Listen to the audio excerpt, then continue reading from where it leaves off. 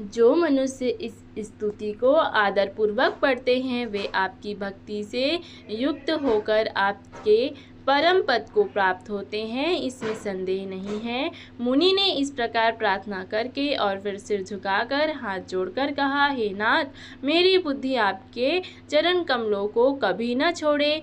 फिर परम शीलवती और विनम्र सीता जी अत्रि जी की पत्नी अनसुईया जी के चरण पकड़कर उनसे मिली। ऋषि पत्नी के मन में बड़ा सुख हुआ। उन्होंने आशीष देकर सीता जी के पास बैठ लिया और उन्हें ऐसे दिव्य वस्त्र और आभूषण पहनाए जो नित्य नए, निर्मल और सुहावने बने रहते हैं। फिर ऋषि पत्नी उनके बहाने मधुर और कोमल वाणी से स्त्रियों के कुछ धर्म बखान कर कहने लगी, हे राजकुमारी, सुनिए, माता पिता भाई सभी हित करने वाले हैं, पर ये सब एक सीमा तक ही सुख देने वाले हैं। परंतु हे जानकी, पति तो मोक्ष रूप असीम सुख देने वाला है।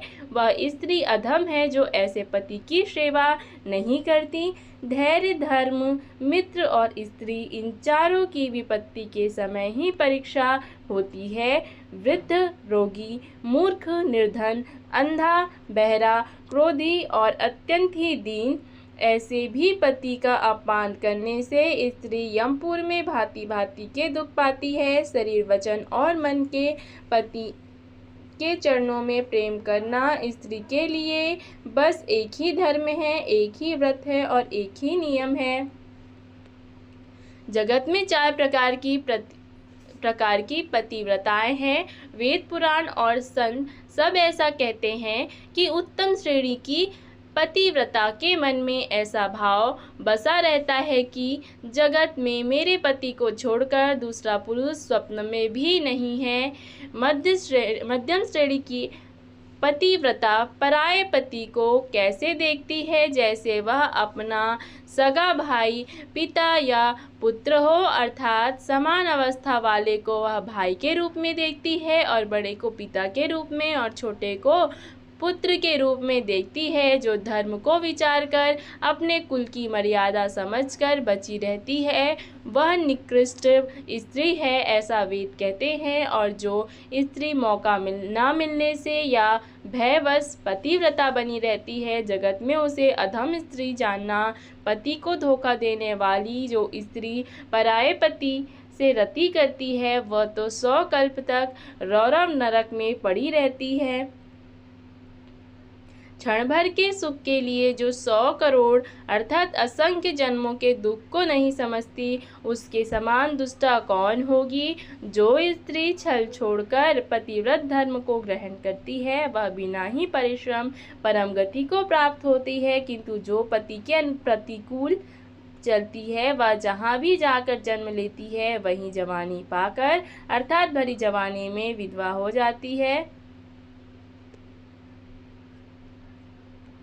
स्त्री जन्म से ही अपवित्र है, किंतु पति की सेवा करके वह अनायास ही शुभ गति प्राप्त कर लेती है। अर्थात पतिव्रत धर्म के कारण ही आज भी तुलसीदास भगवान को प्रिय है और चारों वेद उनका यश गाते हैं।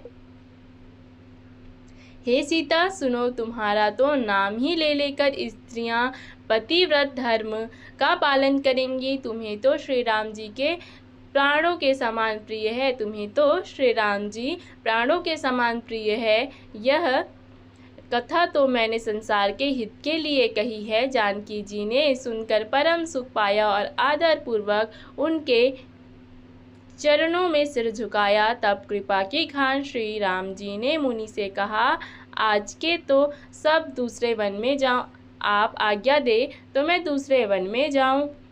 मुझ पर निरंतर कृपा करते रहिएगा और अपना सेवक जानकर स्नेह ना छोड़िएगा। धर्म धुरंधर प्रभु श्री राम जी के वचन सुनकर ज्ञानी मुनि प्रेम पूर्वक बोले, ब्रह्मा, शिव और सनकादि सभी परमार्थवादी अर्थात तत्ववेत्ता जिनकी कृपा चाहते हैं, हे राम जी, आप वही निष्काम पुरुषों के भी प्रिय हैं और दीनों के बंधु भगवान हैं, जो इस प्रकार कोमल वचन बोल रहे हैं। अब मैंने लक्ष्मण जी की चतुराई समझी।